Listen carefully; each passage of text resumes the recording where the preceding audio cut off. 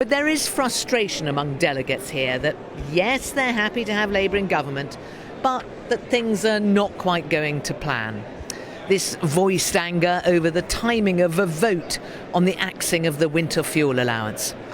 I bumped into Sharon Graham of Unite. How do you feel about the messaging so far from the government? Could do better, I think, is probably what I'd say. I mean, the reality is when you bring in a Labour government, we should be jubilant here this week. We should be jubilant. How are you feeling? Well, I'm glad we've got a Labour government. I want us to have a Labour government. I believe there's good intent. But quite frankly, how a Labour government's first decision is to pick the pocket of pensioners instead of having a wealth tax or instead of investing in jobs is an own goal. There's going to be a vote on that. Do you know when it is? Well, I've just heard that they've tried to timetable this for Wednesday. It was supposed to be today. The CAC apparently has been shut down to put this back on the agenda today. They wanted to go with a different timetable, and they're trying to move it, I think, after the lights have gone out on Wednesday at some point. And the problem here is it's tin-eared. This is an issue that people want to come to the floor. This motion was ruled out. It's now got ruled back in. CAC wanted to put it back on the agenda, I understand, today, and it's now looks like it's been moved to Wednesday when Keir's not here.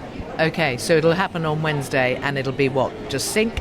Well, I mean, it will happen on Wednesday, and if this hall is a reflection of the real world, it will sail through. But it's a really tin-eared approach. When the country is talking about winter fuel and what you're doing to pensioners, and you want to shut down a debate at your own conference, that isn't a good look. John McTurnan here is a former Labour strategist.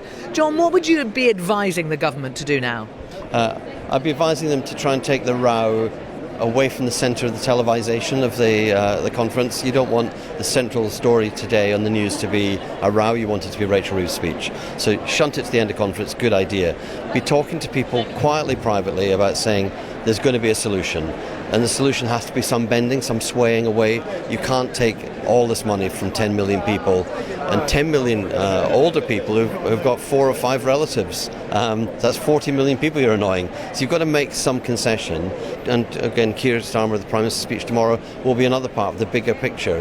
Yes, things are going to get worse before they get better, but it's time to talk about what better looks like and feels like.